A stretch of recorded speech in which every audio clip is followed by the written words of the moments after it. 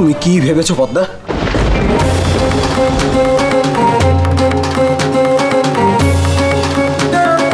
তুমি কি ভুলে যাচ্ছ যে তুমি বাদশাহী শাসন ব্যবস্থার কেউ নও? তুমি এ বাড়ির বউ, তাই তোমাকে এ বাড়ির বউয়ের মতো নিয়ে আচরণ করতে হবে। তোমার হুকুম শুধু কপাল কেন, আমরা কেউই মানতে বাধ্য নই।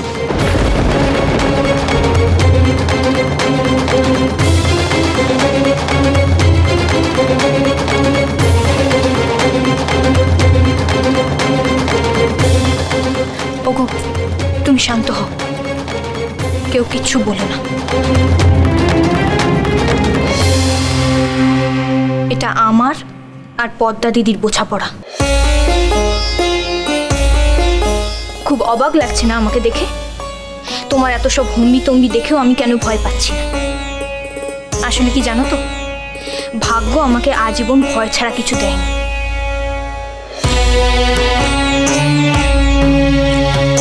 হাতের রেখায় বাড়ি ঘর বাবা মা সবার যা কিছু থাকে সবই আমার ভেসে গেছিল নদীর জলে।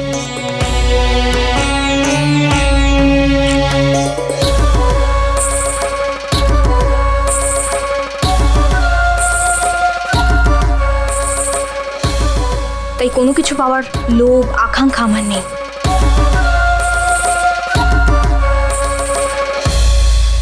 আর ওকে স্বামী হিসেবে পাওয়া, ওর সঙ্গে বিয়ে হওয়া সবই মা ভবানীর আশীর্বাদ।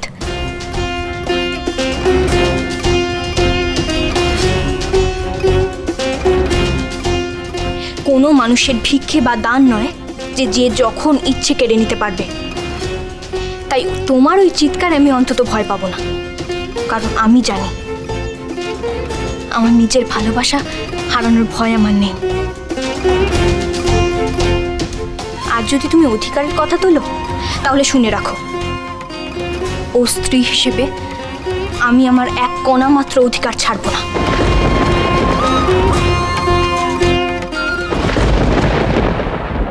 সরল মনে তোমাকে আমি দিদি ভাবতাম, কিন্তু এখন দেখছি তুমি তার যোগ্য নও। यदा यदा हि धर्मस्य ग्लानिर्भवति भारत अभ्युत्थानम् अधर्मस्य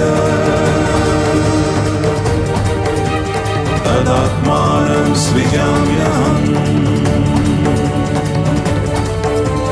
परित्राणाय साधूनां विनाशाय च दुष्कृता।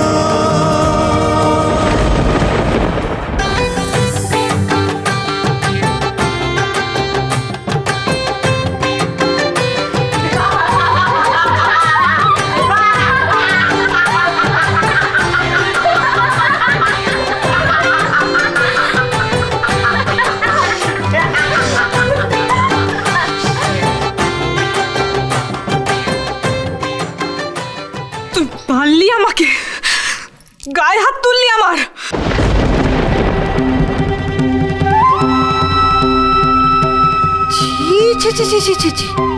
কি ডাকাত মেয়ে রে বাবা, সতীনের গায়ে হাত তুলছে? ও নব, এ কে, কোথা থেকে ধরে নিয়ে এসছিস? এরপর তো আমাদের সবাইকে মারবে। আহা, মারবে কেন বৌঠান, বরং দোষের শাস্তি দিয়েছে। চড় মারতে গিয়ে চড়ই খেয়েছে বড় বউ। কি দশাটাই না হয়েছে গো, যেন বাঁদর। ঠাকুরজি, বাঁদর বলো না, এটা ঠিক নয়, বাঁদরি।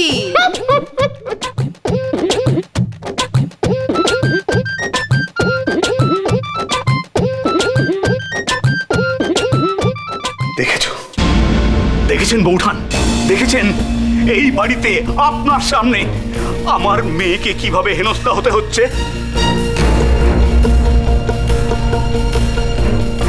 এক ঘর লোকের সামনে, এমনকি জামাই বাবা জীবনের সামনে ওই কপাল আমার মেয়ের মুখে কালি ছিটিয়ে দিল। বৌঠান, আপনি কি এর কোনো প্রতিকার করবেন না? কি বলি ঠাকুরপো, তোমার সামনে লজ্জায় আমার মাথা হেট হয়ে যাচ্ছে। বাড়ির বউ যদি অলক্ষী হয়, সেই সংসারের সর্বনাশ কেউ আটকাতে পারবে না। এই বউ আবার অশান্তি শুরু করে। বৌঠান, আপনি ওকে বের করে দিয়ে একদম ঠিক কাজ করেছিলেন।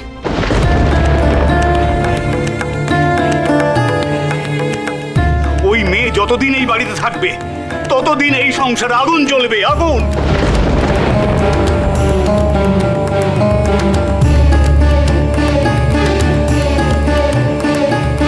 সাধে কি বলে, হাঁড়ি কিনবে বাজিয়ে আর বউ আনবে সাজিয়ে। আমি আমার মেয়েকে বিয়ের সময় সাজিয়ে দিইনি? কি বলুন আপনারা, দিইনি? আর কোথা থেকে ওই মেয়ে এসছে একটা হার হাওয়াতে ঘর থেকে? ছি ছি ছি ছি বাবা জীবন, ছি। তোমার কি রুচি? ও মেয়ে তো অমন বোনা হবেই। থামুন আপনারা। নিজেরাই পায়ে পা লাগিয়ে ঝগড়া করছেন, আবার কপালের নামে দোষ দিচ্ছেন। এ বাড়ির যা নিয়ম তা এ বাড়িতে পালন করা হবে। আপনাদের যদি তা ভালো না লাগে, মানতে অসুবিধা হয়, তাহলে আপনারা এই বাড়ি থেকে বিদায় হন।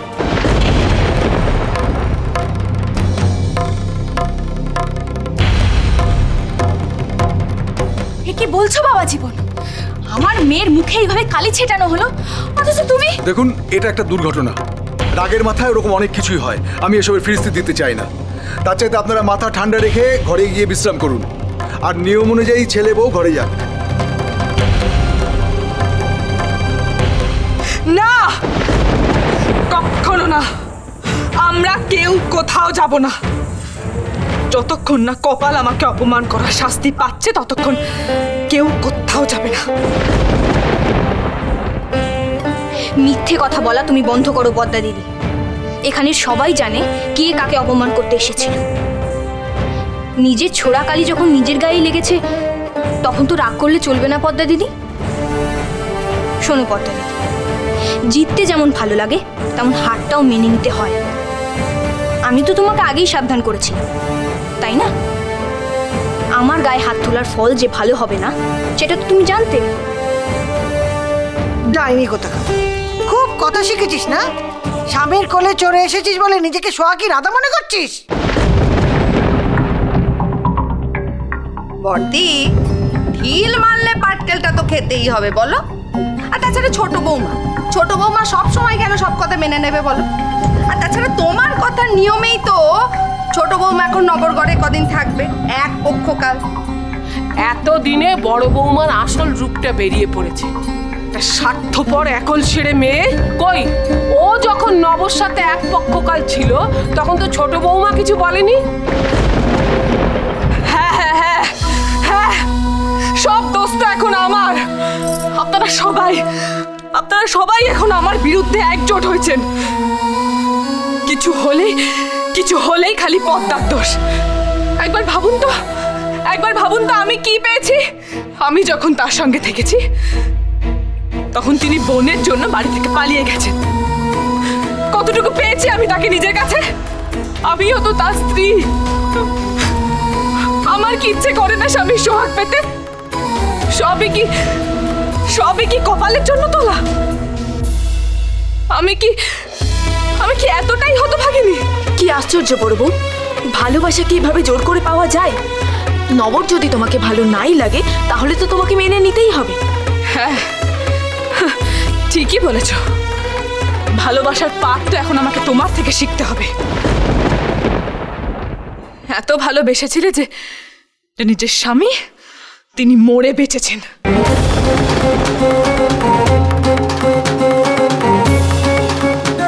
দেখো পদ্মা, তোমায় কপালকে মেনে নিতেই হবে।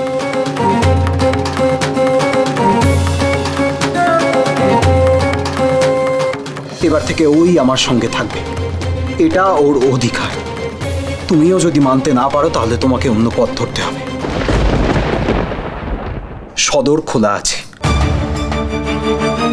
দেখো নবকুমার, তুমি বললেও পদ্মা এই বাড়ি থেকে যাবে না। আমি তোমার সাথে বিয়ে দিয়েছিলাম শুধুমাত্র তুমি কুলীন বলে নয়। এই বাড়িতে কোনো পুরুষ মানুষ দ্বিতীয় বিয়ে করে না, কিন্তু তুমি তো তা মানোনি। তুমি কোথা থেকে একটা মেয়েকে তুলে এনে বিয়ে করেছো? কি তোমার রুচি? হ্যাঁ, দেখুন, আপনি কিন্তু এবার মাত্রা ছাড়াচ্ছেন। এত কিছুর পরেও আমি আপনাকে কোনো রকম অসম্মান করিনি।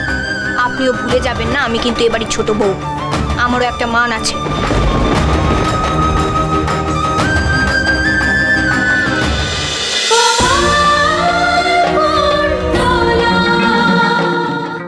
স্টার জলসার প্রিয় শো দেখার জন্য সাবস্ক্রাইব করুন আমাদের ইউটিউব চ্যানেলে এবং আপডেটেড থাকার জন্য প্রেস করুন বেল আইকন। চলো চলো চলো চলো পাল্টাই।